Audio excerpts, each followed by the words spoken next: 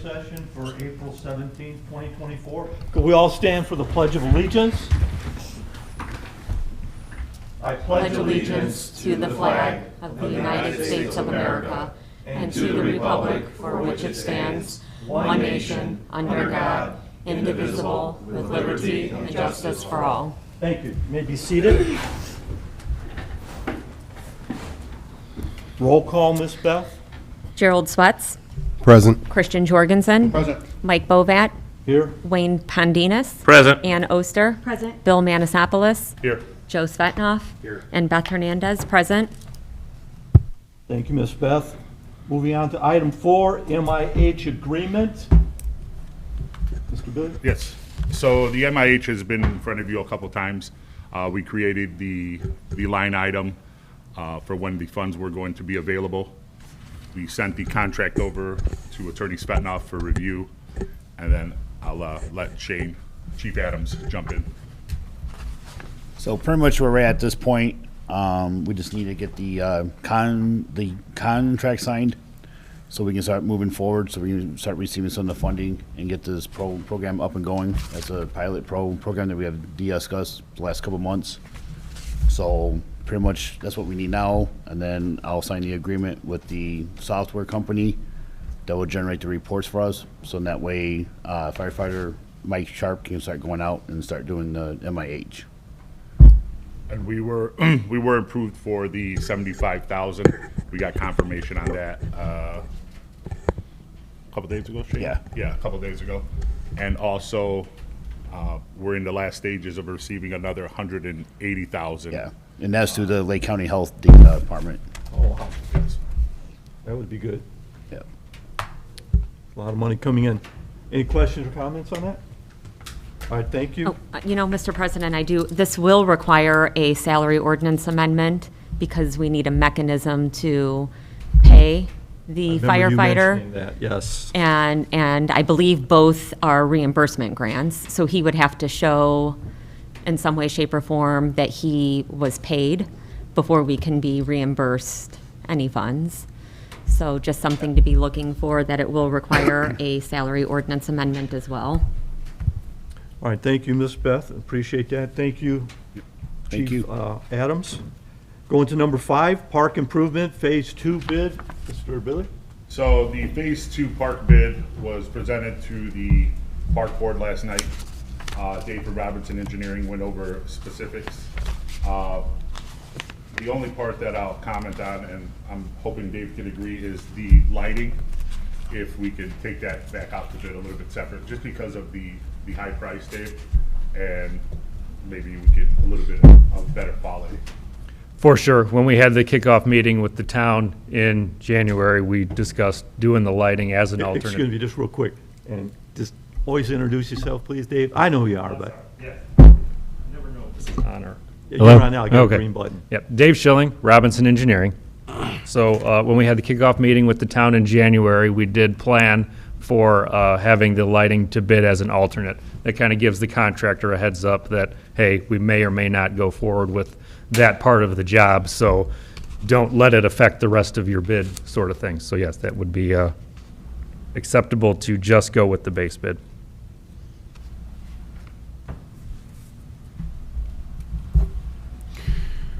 And do you have a time frame for the estimation of when they think they can move forward? And Yeah, I mean, we had a pretty aggressive completion date of early fall, late summer, so we would hope that they would get started right away on the pickleball courts. do they feel themselves. comfortable with that? Yes. Okay. Thank you. Dave, real fast, on the bid, what is the item 28, site lighting base bid, 60,000? What is that for? That was just for like one security light, a light that would go between the playground and the pickleball court. One pole, a light on each side, just for police drive by at night, they look in the park, they see that nobody's there, somebody's there. It's just a single light, whereas the other two were actually sports lighting. So to play pickleball at night or to use the skate park at night. So if you wanted to even take the base bid out, I'm sure the contractor would oblige, since If you're going to take the rest of it out, then the electrical subcontractor doesn't have to mobilize at all. Just take that completely out. Good point. I do have two questions. One is the estimate came in, or the bid came in at 10% over your estimate. Any idea why that was? It's just tough. It's tough to estimate these days with, contractor workload and prices always going up. We really try to have our estimate be somewhere between the low bid and the second low bidder. So, we're kind of right.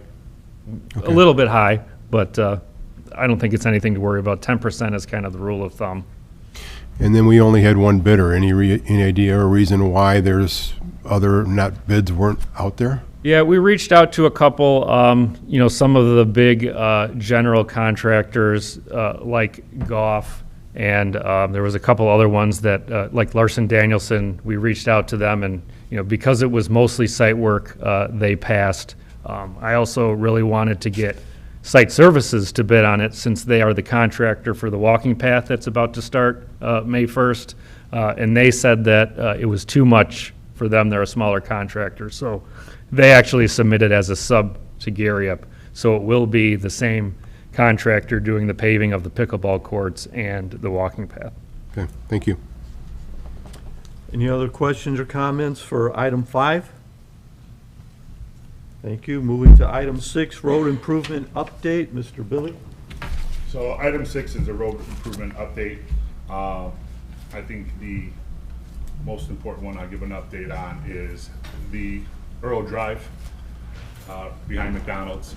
That is being torn out today. That'll also probably be done, being paved by Thursday, hopefully Friday, weather permitting.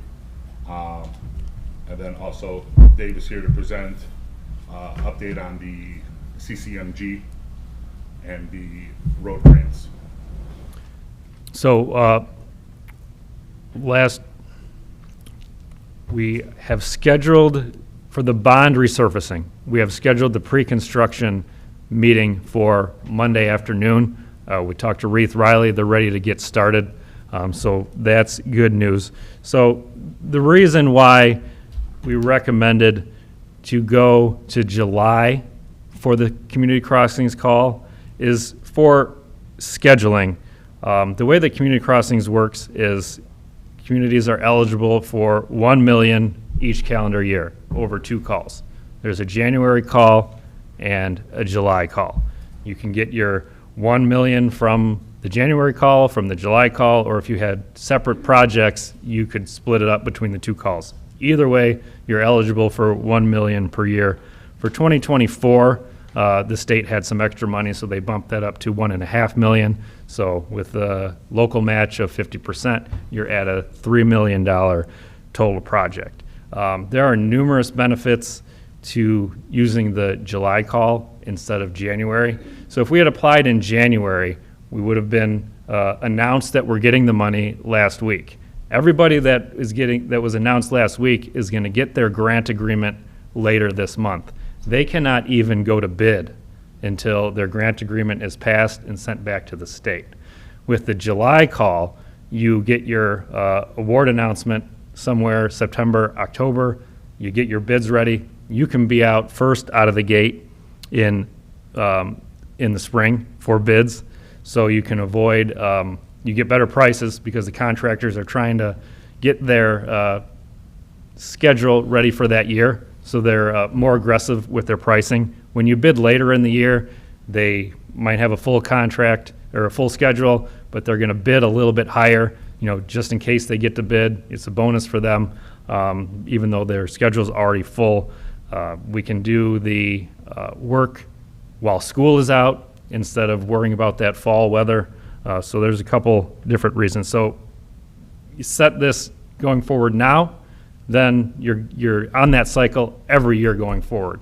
You're bidding it in January, February, and you're ready to start as soon as the plants open up, while everyone else is kind of waiting. So that's how we've done it for years with some other of our clients, and it works great. So that was the reasoning behind switching the call.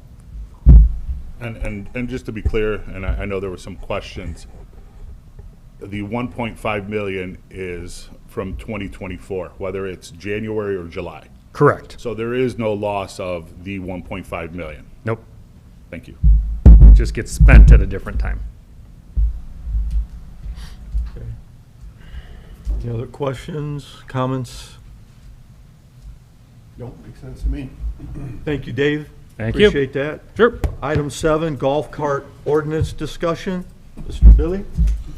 So,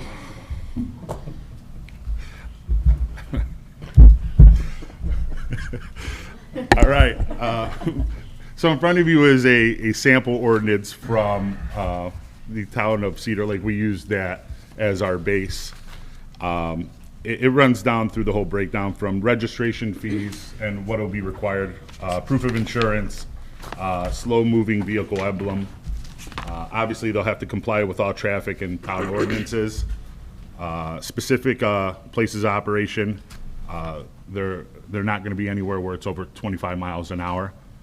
Occupancy, everyone's seated at the same time, no one's running around. And there is also a list of our fines and suspension suspension of use of privileges if these citations collect. I think it's over 3. Like I said, we've had some residents and some councilmen also ask about this, so here it is on the agenda. Any questions?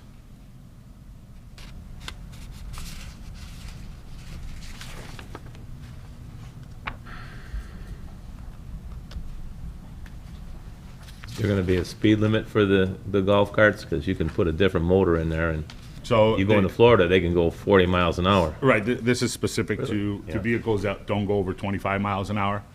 As far as modifications, we'll be able to tell if it's speeding down at 65 down Parish. You can soup it up, Wayne. You get a I know a guy. nice subwoofer in the back. We just did chain ours. wheels on it. We just did ours. I think Mr. Kill has But one it's in just like Michigan. that. Probably does. Is there an age restriction on here? How old they could be to drive a golf cart? This is important to me.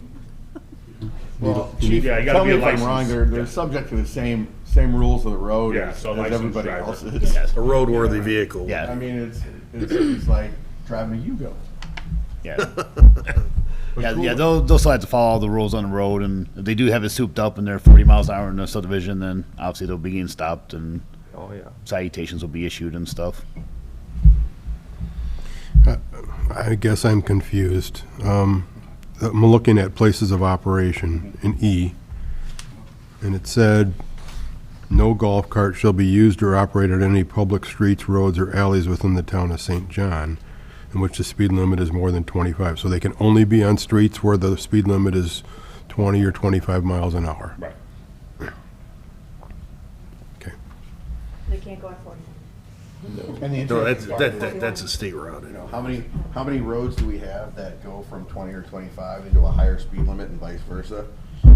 So, that speed limit goes up, you gotta park that golf cart and go back the other way. Walk it across the street. So, So I guess my question is there really a need for this? well, I don't think there's anything on the books right now, nothing. And people have been asking, like, what is the ordinance? What's kind of like, how do we abide by operating the golf carts into town? We don't have anything on record. No, you don't, and you might as well regulate it, because if you don't regulate it, people are gonna continue to drive without regulation. Yeah. So you at We least actually wanna have people something on the driving on books. golf carts in Yes. town? Yeah. Really? Yeah. I guess I don't get around very much.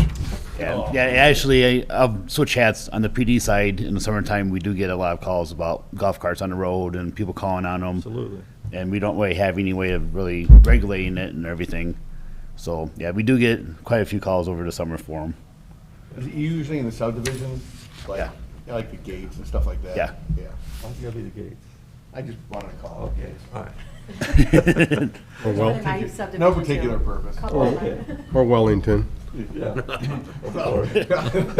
mean, that wouldn't be a problem I at think all. those have drivers. The so. beef? If I need a golf cart to get from one end of the horseshoe to the other, then I'm in bad shape. Okay, I think we have an understanding for the golf cart ordinance discussion, lively discussion. Number 8, public safety building elevator repair, Mr. Billy. So Chief Flores and Chief Adams had brought the elevator to us. It was non-operational. Right. They received an original bid for 30,000 roughly on the last one. While they were doing the work, they discovered some other issues with the cylinder, and that proposal that he got was, to complete the work, was $29,562 to make that operational. In On addition top to? of- Yeah. Change order. Yes. Yeah. Okay. My question too, Ann. And again, obviously, to be compliant for people who need the use of the elevator. Absolutely. Any other questions on that? All right, thank you. Moving to number 9, BZA recommendations, A. Mr. Billy? So, Scooter's Coffee Shop came to you guys with no recommendation from the board.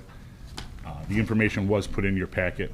This is the grassy area over by Speedway. It's a small place and it's a small parcel where we don't know exactly what else may be going over there, but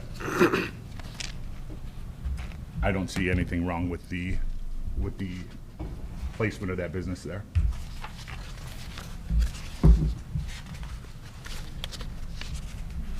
It's by Grove, is it by the DeYoung Furniture Store?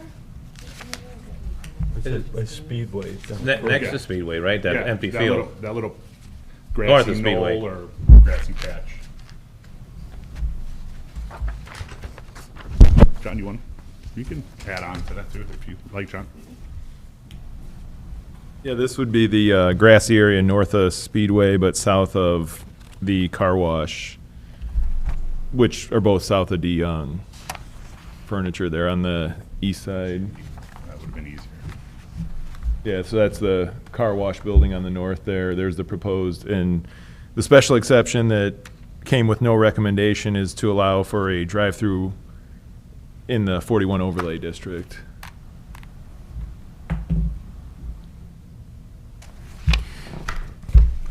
John, can you address why the BZA chose not to make any recommendation on this? I don't know, that's just the motion that was made and then seconded and then voted on.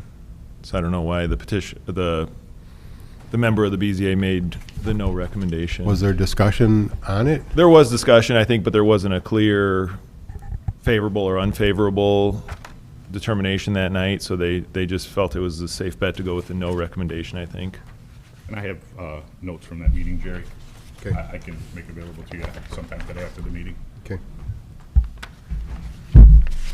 Traditionally, some types of boards and commissions will do this regarding BZA and Plan Commission if they don't feel comfortable in making a decision at the time. So what they'll do is they'll force it to the town council to make a determination one way or another, or just remain neutral on the subject. So, With that, thank you for that, Mr. Joe. Any other questions or comments for the scooters? Do you know where they're out of? Do we have a history on like where this franchise, or is this a franchise, or? It's a franchise. I think they started in southern Indiana, southeast, correct? Somewhere's around here, right outside. I know they're coming to the area, but I don't remember exactly where from geographically, no. Do you know if they have any other locally, or did they Not say? locally, but in the state they do. Okay, just curious. All right. Thank you for that. Item B, Mr. Billy? Item B is the Meadowall street use variance. In your packet, you may have found the information for the use. Yeah, this comes with a favorable recommendation from the Board of Zoning Appeals to allow a use variance for an assisted living / memory care building within the US 41 overlay district.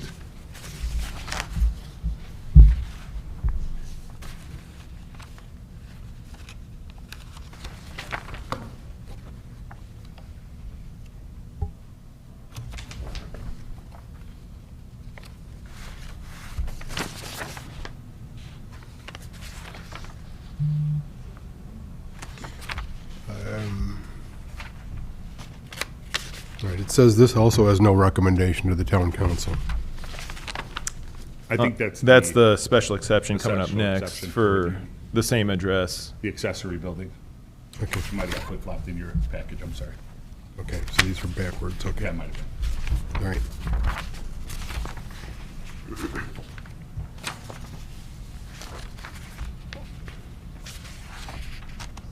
And if there's any specifics, I know Jack Slager's in attendance. If you have any other specific questions on it, I'm sure he wouldn't mind answering them.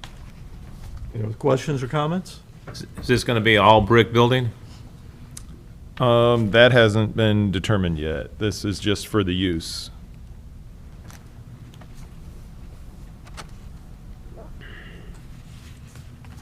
Anything else? I mean, it states, yeah, it states that on our 41 district, that would be an all brick building. Okay. But like John said, we're just here for the use exception today. All right, then moving to C, Meadow Wall Street special exception. Yes, so this is also part of that project. This was for an accessory building, which according to our code, isn't allowed in the 41 overlay. It is a covered parking area. And Jack, you can correct me, or John, correct me, how many spaces was it? 20 parking 20? spaces. Yeah. 20 garage, yeah, it's a 20-car garage. And that came with no recommendation from the BZA.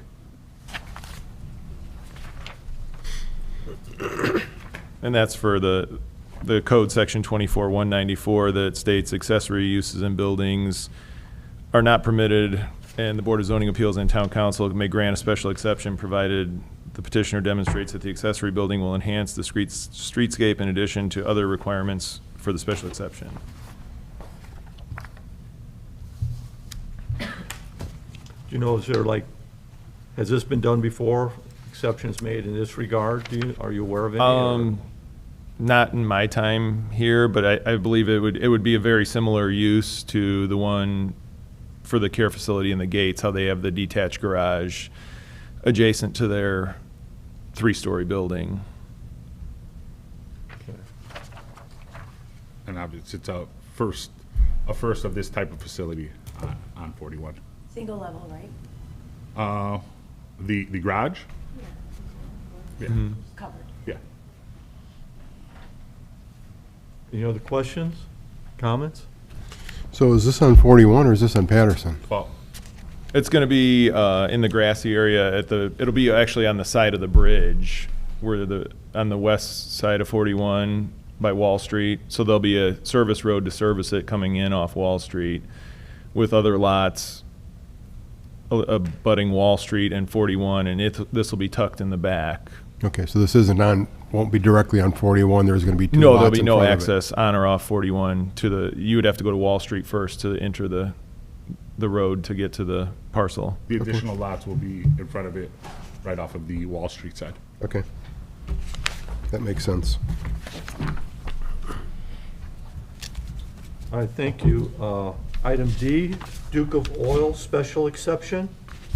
So this President, game. wait, I'm sorry, Bill. So what's gonna go in in the additional lots? Just, So right now, that is for future, future decisions. Obviously, if this project gets approved and built all the way through, I think that makes it a little bit more of a wanted space as opposed to that. So I know Jack was in discussions with some different various people, but we don't have that information yet. Anything else, Ann? that's it. All right, item D, Mr. Billy? Item D comes with a favorable recommendation. This is Duke of Oil, where the car wash, the fast sorry. The hands-on car wash. Hands-on car wash. Just south of D Young, north Right. of Speedway, right next to the Their scooters. detailing area, they'd like to change that portion to a Duke of Oil for oil change. They're looking for a special exemption. Nothing will be visible from Route 41. All the staging will still be at the back of the building. And for them, business-wise, it makes a little bit more sense to be able to keep the car wash and everything afloat with the Duke of Oil coming in there as a partner. And so the Duke of Oil, would it set back further? Is that what you're saying? No, it's in, Well, no, it'd in the be. building. Yeah, so the building's not gonna change, and kind of what you see going down 41 will not change either. They're gonna take the 3-bay detailing area and change it into a car wash, or a oil change facility, but then the schedule of uses requires a special exception to be granted to allow for automobile service stations and repair shops in the 41 overlay district. And the BZA also put the following conditions on there: that no customer vehicles shall be stored outside overnight, and the petitioner shall return at a later date to ask for another special exception if they ever decide to do more invasive repairs other than oil changes. but for now, it's just an oil change place. Gotcha. Thanks, John. Where they store the used oil? In a tank? It'll be stored interior, so there won't be Okay, any inside. oil storage outside. That's all regulated by IDEM. Yeah. Anything else? Thanks, John. Number 10, Plan Commission appointments. So we had a couple vacancies on the Plan Commission. One of the members that'll be on the agenda next week for approval will be employee Russ Vogel. And also, we found a resident that we needed to appoint, Colin Emick Wee. He'll be on your agenda next week for approval. And this will be the breakdown of so many from each party. Sounds good. Any questions on that? Number 11, motion to adjourn. I have just sorry, one go. other thing, I'm sorry. I have a schedule, excuse me. So, the southeast corner of 109th and 41. We were approached by an attorney and a potential user for that. And we have a timeline for an annexation. And I'll make that available to all of you here. Starting on April 22nd, we'll need to have the annexation petition, annexation exhibit, and legal description. The 24th will be a legal notice of a public hearing. 29th, the treasurer is to publish legal notice in the Times and the Post. It's required a 20-day notice period prior to hearings. On May 1st, the resolution, fiscal plan, annexation agreement, and annexation ordinance drafts will be delivered to my office. May 22nd is the public hearing for annexation, the introduction of the fiscal plan, and the annexation ordinance at the town council meeting. June 26th will be a resolution adopting the fiscal plan and adoption of the annexation ordinance by the town council. Notice of adoption will be delivered to the clerk treasurer. July 5th, the clerk treasurer will publish notice of adoption of the annexation in the Times and the Post. And around August 5th is the approximate date that the annexation will become effective, if they keep to the schedule and everything is What date was that, Billy, again? right around August 5th.